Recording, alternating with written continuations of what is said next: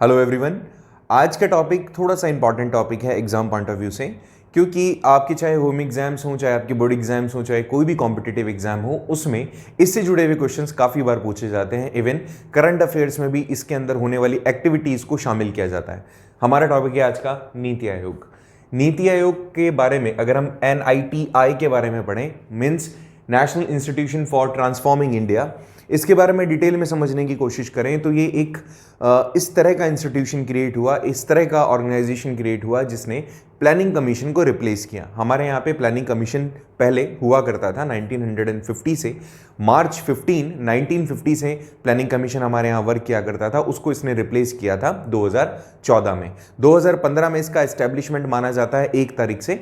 Ultimately एक plan और एक नीति, वैसे सुनने में काफ़ी ज़्यादा सिमिलर से लगते हैं लेकिन काफ़ी काम अलग है इनका।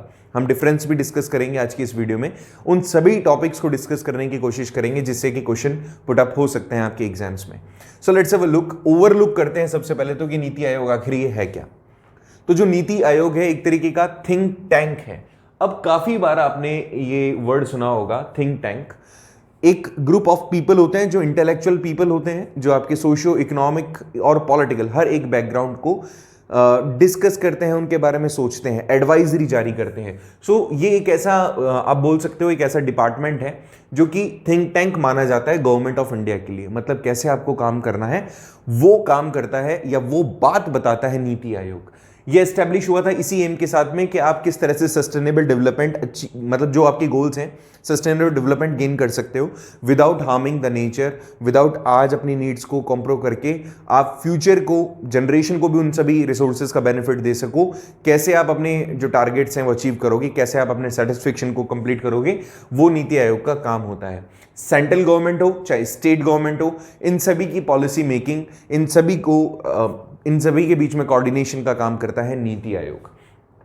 अगर हम बात करें तो इसका फॉर्मेशन ऑब्वियसली 2014 के अंदर, 2014 के अंदर रिप्लेस जब इसने प्लानिंग कमीशन को किया तो एक नया डिपार्टमेंट चाहिए था। तो इसका यूनियन कैबिनेट ने अनाउंसमेंट किया, एक रेजोल्यूशन पास किया और एक नया डिपार्टमेंट जनवरी 2015 को जब नरेंद्र मोदी जी प्रधानमंत्री बन गए 14 के अंदर, तो उन्होंने one of the important changes जो लेकर वो आए उनमें से ये एक था। जनवरी 2015 को इन्होंने एक नया रेजोल्यूशन पास करके यूनियन कैबिनेट ने नया डिपार्टमेंट बना दिया, दैट वाज नीति आयोग। इसके अंदर रिफॉर्मेशन, इसका एजेंडा का, इसका मेन जो इंटेंशन था वो यही था कि जो पहले प्लानिंग कमीशन बना था और वो 12 5 ईयर प्लान जब उन्होंने बनाए तो वो अगर वो फुल फेज में उसको सक्सीड नहीं कर पा रहे हैं, अचीव नहीं कर पा रहे हैं अपने टारगेट को, तो लेट्स हैव अ रिफॉर्मेशन जिसके थ्रू हम हमारे टारगेट्स को रिफॉर्म कर सकें। देखो, प्लान बना देना और उसको एग्जीक्यूट कर देना। So planning commission was considered कि ये तो प्लान्स बन रहे हैं बट प्लान्स कभी फुलफिल नहीं हो पाते, अचीव्ड नहीं हो पा रहे हैं या हो पाते हैं।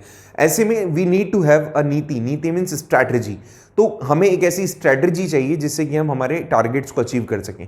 Having a plan can not make you successful but having a strategy can do that. तो ऐसे में इन्होंने सोचा, नाम भी काफ़ी यूनिक रखा जिसका फुल फॉर्म यहाँ पर है, तो आप इसको फुल फॉर्म में भी याद रखें और उसका वैसे मतलब भी, आइडियोलॉजिकल मतलब भी समझने की कोशिश करें, that's we have the strategy to achieve something. तो इन्होंने वही किया।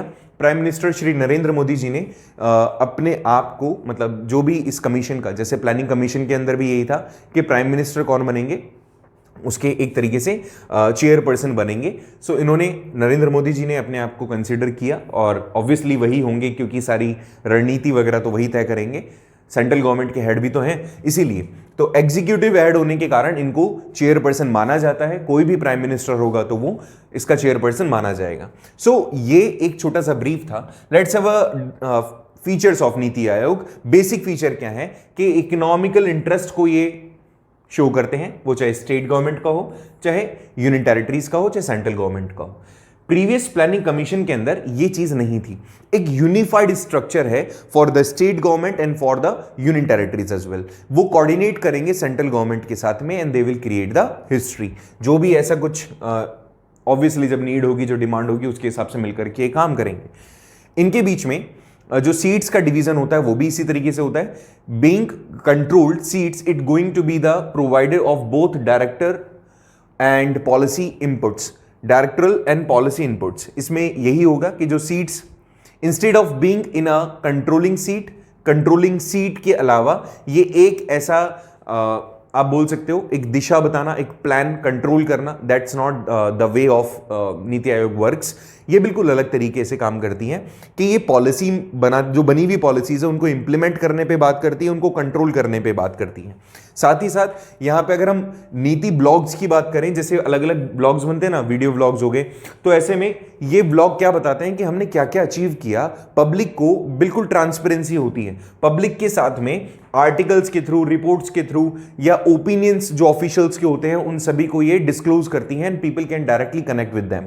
ओके, सो ये चीज भी यहां पर बताई गई है। ये एक इस तरह का प्लेटफॉर्म है गवर्नमेंट ऑफ इंडिया के लिए जो कि स्टेट्स को अपने साथ में लेकर आता है, देश के हित में काम करने की सोचता है, चाहे वो कोई भी स्ट्रक्चर हो, चाहे वो सोशल हो, चाहे वो पॉलिटिकल हो, चाहे वो इकोनॉमिकल हो। साथ ही साथ ये एक्चुअल में फेडरलिज्म को क्रिएट करता है, फेडरलिज्म को एंजॉय करने का मौका प्रोवाइड करता है। तो ये भी कंसेप्ट होपफुली आपको ये समझ में आया होगा, दिमाग में रहेगा।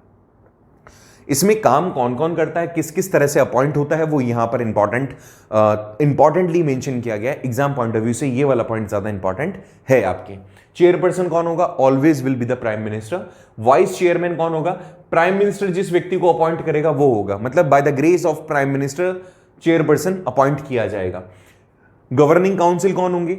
जितने भी चीफ मिनिस्टर होंगे स्टेट्स के, या फिर उपराज्यपाल होंगे यूनियन टेरिटरीज के।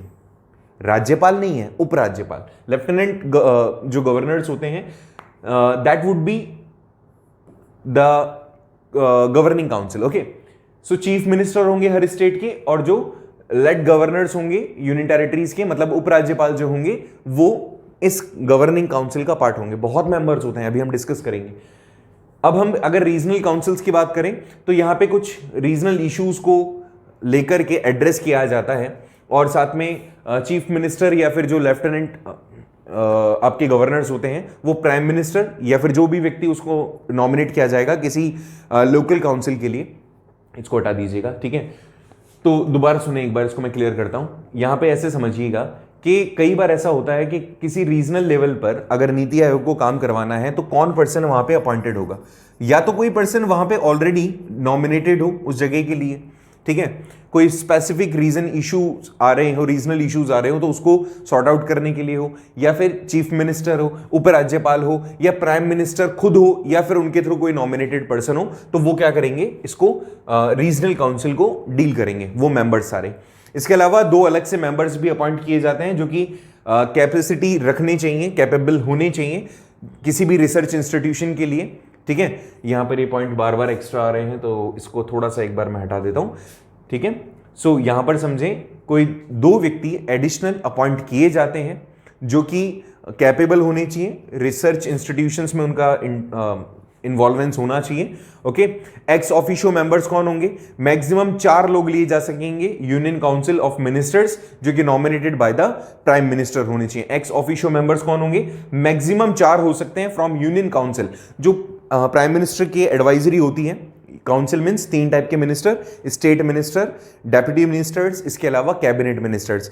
इनमें से कोई भी 4 मिनिस्टर्स भी अपॉइंट किए जा सकते हैं एक्स ऑफिशियो मेंबर्स में। चीफ एग्जीक्यूटिव ऑफिसर, ये नाम पूछा जाता है बार बार, appointed by the prime minister, fix tenure होगा इसका। एक रैंक होल्डर सेक्रेटरी होना चाहिए गवर्नमेंट ऑफ इंडिया के अंदर, मतलब एक रेपुटेटेड पोस्ट होनी चाहिए इनकी। स्पेशल इनवाइटीज किन लोगों को अलग से आप इनवाइट कर सकते हो? स्पेसिफिक एक्सपर्ट होने चाहिए किसी ना किसी फील्ड में, स्पेशलिस्ट होने चाहिए किसी अपने एक डोमेन में, और नॉलेजेबल होने चाहिए in the eyes of prime minister. वो किसी भी एक सलाहकार कौन हो सकता है, किसको आप मेंबर एडिशनल मेंबर्स बना सकते हो, एक्स्ट्रा मेंबर्स की तौर पे रख सकते हो, एडवाइजरी के तौर पर रख सकते हो। तो प्राइम मिनिस्टर की नजरों में उनको एडवाइज करने वाला या कोई सब्जेक्ट एक्सपर्ट हो, या किसी पर्टिकुलर कंडीशंस को काफी अच्छे से जज करने वाला कोई अगर व्यक्ति होता है तो ही और she can be appointed by prime minister.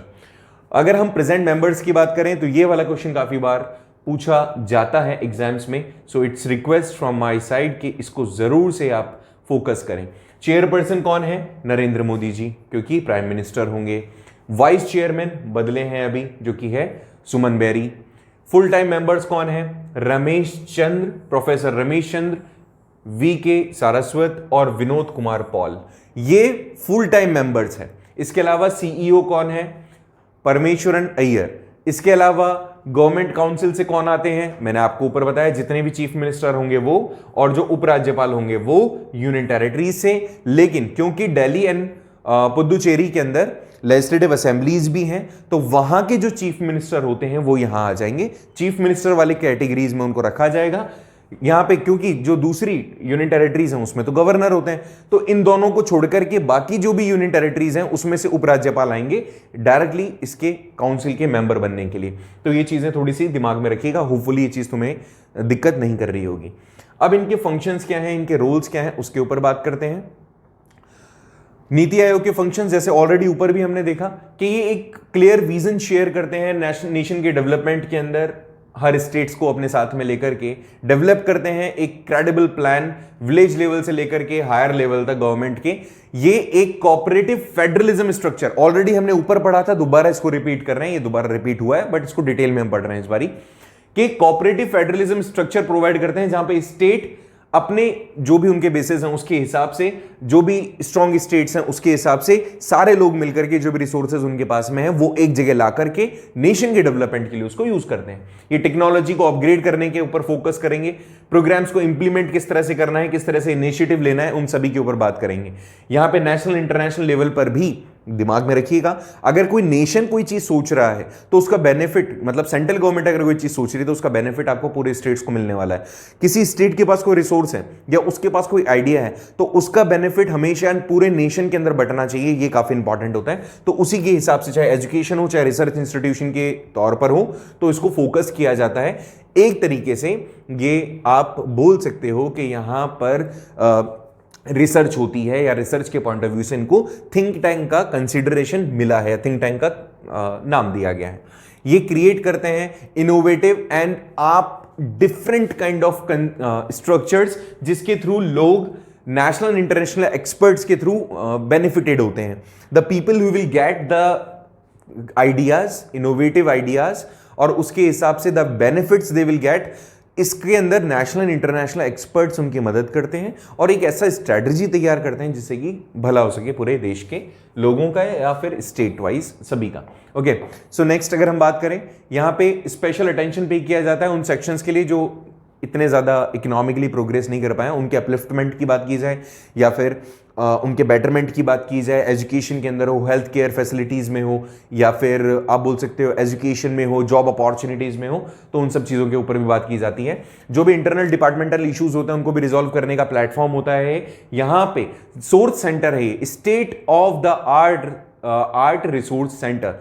ये जो भी आर्ट कल्चर, जो भी आपका हेरिटेज है उसको मेंटेन करने का भी काम यही करता है। कितना प्रोग्रेस हुआ, क्या इनिशिएटिव लिए गए, कितना उसमें अचीवमेंट हो गया, उन सभी को मॉनिटर भी यही करता है। और जैसे मैंने आपको बताया कि they will through the blogs वो आपको रिपोर्ट्स भी देते हैं।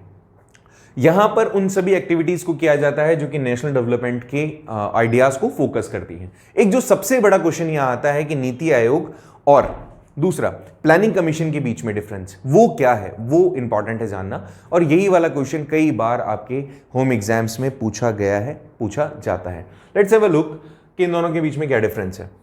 देखिए, NITI Aayog and planning commission, first point में ही कहता है कि यहां पे ये थिंक टैंक के जैसे काम करता है, जबकि यहां पर अगर डिफरेंस की बात करें तो यहां पे एक तरीके का एक्स्ट्रा कॉन्स्टिट्यूशनल बॉडी है। ये तो थिंक टैंक है, एडवाइजरी है, जबकि ये तो एक्चुअल में बॉडी थी। इसको ऑर्गेनाइज किया गया था पंडित जवाहरलाल नेहरू जी के थ्रू, इनको बनाया इसलिए गया था कि अब हम कैसे हमारी इन प्रॉब्लम से बाहर आ सकते हैं। तो ये तो एक तरीके का थिंक टैंक है, एडवाइजरी है ये तो, जबकि ये एक कॉन्स्टिट्यूशनल बॉडी था। यहां पे वाइडर मेंबरशिप जो होती है वो वाइडर होती है, ठीक है, वाइडर एक्सपर्टीज होती है, लाइक इंटरनेशनल लेवल से भी you are adopting somebody, and यहां पर लिमिटेड एक्सपर्टीज होती है अबाउट, क्योंकि कुछ ही लोगों को इसमें से लिया जाएगा अपनी एडवाइजरी में। इसके अलावा ये एक तरीके का कोऑपरेटिव फेडरलिज्म को क्रिएट करता है जहां पे स्टेट्स का भी पार्टिसिपेशन इक्वल होता है, जबकि यहां पर एनुअल मीटिंग के अंदर ये लोग मिला करते थे, केवल एनुअल मीटिंग के अंदर ही।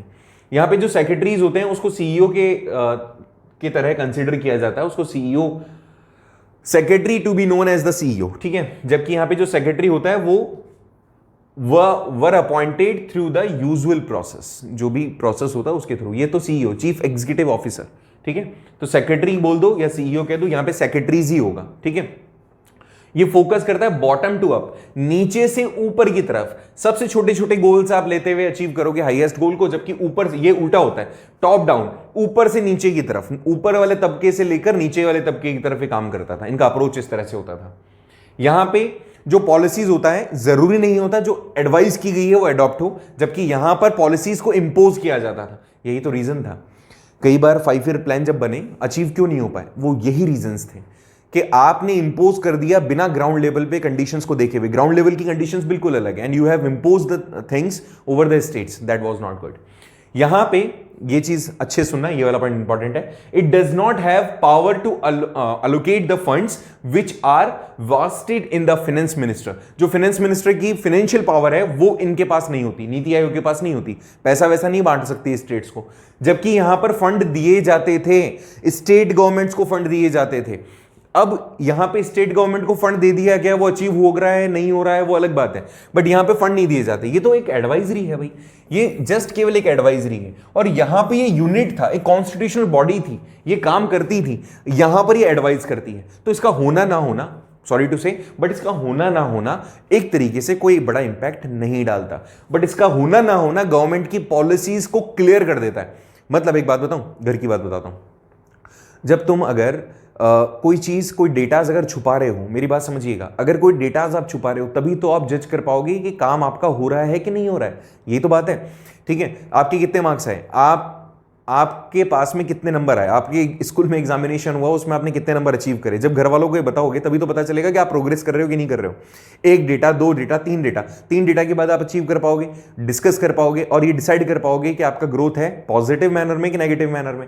यहां पर डेटा एक्चुअल में रिलीज ही नहीं हो सकता। रीजन क्या है, आपने ऐसा कोई प्लान स्ट्रैटेजी बनाई है ना, अब वो स्ट्रैटेजी एडवाइजरी है, एक्सेप्ट करोगे नहीं करो। जबकि यहां पे जब प्लान बनते थे, 12 प्लान बनते थे, उसका बिल्कुल समरी आता था, कितना % टारगेट रखा गया था, कितना % अचीव हुआ, कितना नहीं हो पाया, कितना कैरी फॉरवर्ड किया गया। तो यहां पे आप जज कर सकते थे, यहां पे वो जजमेंट ही खत्म हो गई, जज ही नहीं कर सकते अब आप। तो ये कुछ एक नेगेटिव पॉइंट भी था इसके लिए, बाकी तो अच्छा काम कर ही रही है। बाकी नेगेटिव पॉइंट सबसे बड़ा है कि यहां पे आप ग्रोथ को जज नहीं कर सकते हो। नेक्स्ट पॉइंट, इनके अचीवमेंट क्या है नीति आयोग के लिए। नीति आयोग के अचीवमेंट देख लेते हैं। देखो भाई, जो प्लानिंग कमीशन था 64 ईयर ओल्ड था, उसको नीति आयोग से रिप्लेस हमने कर दिया, आप सभी जानते हो। लेकिन जो एक्सपेक्टेशंस थी कि हमें बहुत ज्यादा प्रॉफिट होगा, इसका काफी ज्यादा बेनिफिट हमें मिलेगा, लेकिन ऐसा नहीं हो सका। क्यों? क्योंकि बहुत सारे रीजंस रहे कि कई ऐसे सेक्टर्स थे जहां पर हम अचीव नहीं कर पाए।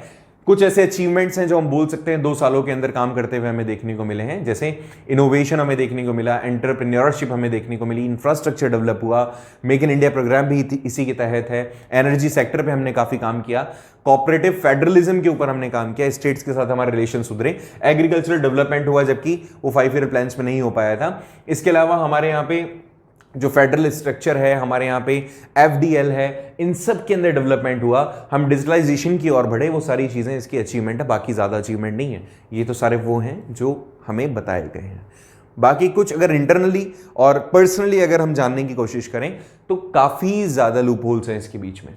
क्रिटिसिज्म, नो डाउट बहुत सारे क्रिटिसिज्म के पॉइंट हो सकते हैं। यहां पे सस्टेनेबल अगर हम ग्रोथ की बात करते हैं तो that was sustain growth 7.5%, global level पे देखी जाए तो दैट वाज वेरी स्लो। और इतना स्लो कि नीति आयोग का जो काम करने का तरीका था वो राइट ट्रैक होने के बावजूद भी उस पेस को अचीव नहीं कर पाया। काफी, हालांकि ये भी बोल सकते हो ड्रॉबैक्स काफी रहे हैं पुराने टाइम से ही। एंड हर जगह पर क्रिटिसिज्म इसीलिए मिलता है क्योंकि आप पुरानी चीज को नए तरीके से बेचने की कोशिश कर रहे हो, ऐसा बोला जा सकता है। इसके लिए काफी सारे पॉजिटिव एंड नेगेटिव एस्पेक्ट्स हैं इसके, मैंने ऑलरेडी इसके बारे में बता दिया। क्रिटिसिज्म मिलता है इन सभी चीजों के लिए। एक्स्ट्रा कॉन्स्टिट्यूशनल बॉडी हो गई है क्योंकि आपने, मतलब सेम वैसा ही हो गया, लेकिन ये एडवाइजरी है, वो एक ऑर्गेनाइजेशन था, ऑर्गेनाइजेशन इसको भी कह सकते हो, लेकिन ये कंपलसरी नहीं है कि इसी के थ्रू दी हुई एडवाइस को मानेंगे ही मानेंगे। जबकि प्लानिंग कमीशन स्पेशली इस चीज के लिए बनाया गया था कि जो तुम बोलोगे वो करेंगे हम तो। ठीक है, ये यहां पे इनका विजन जो होगा जरूरी नहीं कि ग्राउंड लेवल पे सोच के काम करें, इनका विजन अलग से हो सकता है, कोई भी पॉइंट अलग से डिसाइड कर सकते हैं, डिस्कस कर सकते हैं। यहां पे कोई मानने की कोई भी ऑब्लिगेशंस नहीं है, ये भी बात ध्यान रखें। और इनका जो कंडीशन होता है अगर आप देखेंगे तो they are biased nature. Of practical implementation till date.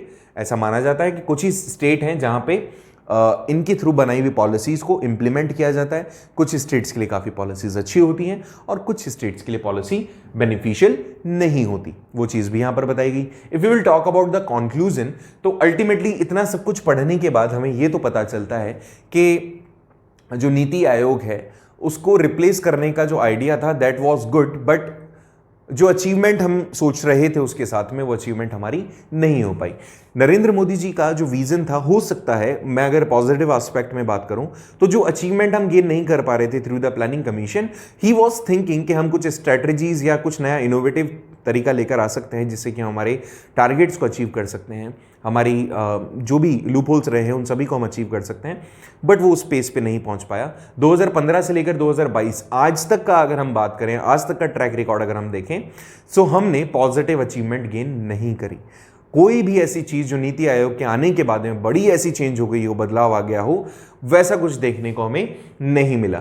तो आप अगर इतना हम कहें कि ये चीज नीति आयोग का होना was the big master stroke, that was not, ऐसा नहीं था। बट हाँ, रिफॉर्मेशन हमने किया for a positive, with a positive thinking actually. वो अचीवमेंट तो नहीं हो पाया, लेकिन हाँ बोल सकते हो कि पुराने वाली चीज़ों को हमने सही तरीके से कवर करने की कोशिश तो की थी, बट वो कोशिश पूरी नहीं हुई, अच्छी नहीं हुई। ये मेरा पर्सनल ओपिनियन है। आपने पुरानी चीज़ को नए रैपर के साथ में सर्व कर दिया, यही हुआ है नीति आयोग के साथ। बाकी इसका प्लानिंग एंड विजन बहुत ब्रॉडर है, हम छोटे लेवल पे इसको नहीं समझ सकते, जान सकते। इसकी पॉजिटिव एस्पेक्ट्स काफ़ी सारे हैं, नेगेटिव चीज़ें हो रही है वो अलग है, बायस जैसा इसको नेचर में माना गया, बट हमें तो एग्जाम पॉइंट ऑफ व्यू से चीज़ों को याद रखना है। आपके लिए मेरा एक सजेशन यही है कि जो जो चीज़ें मैंने इसमें मोस्ट बताई है, इंपॉर्टेंट बताई है, उसको आप पढ़ें। और जो बच्चे 12th हैं एंड जिसने पॉलिटिकल साइंस ले रखा है और उसने नीति आयोग को पढ़ा है, तो ये बेटा आपके एग्जाम पॉइंट ऑफ व्यू से, board exam point of view से भी इंपॉर्टेंट है। होपफुली आज के इस वीडियो के थ्रू आपको नॉलेज गेन हुई होगी और अच्छा भी लगा होगा। ऐसे ही और वीडियोस के लिए हमारे चैनल को सब्सक्राइब करें। अगर आपको कोई टॉपिक ऐसा है जो पढ़ना है तो आप हमें कमेंट करके या फिर इंस्टाग्राम के थ्रू भी, टेलीग्राम के थ्रू भी आप हमें बता सकते हैं। तो मिलते हैं नेक्स्ट वीडियो में एक और नए टॉपिक के साथ। और हाँ, नेक्स्ट वीडियो जो आने वाला है उसमें इससे जुड़े हुए जो एग्जाम में क्वेश्चंस पूछे गए हैं वो डिस्कस करेंगे, तो उसको भी जरूर देखिएगा। So see you, have a nice day.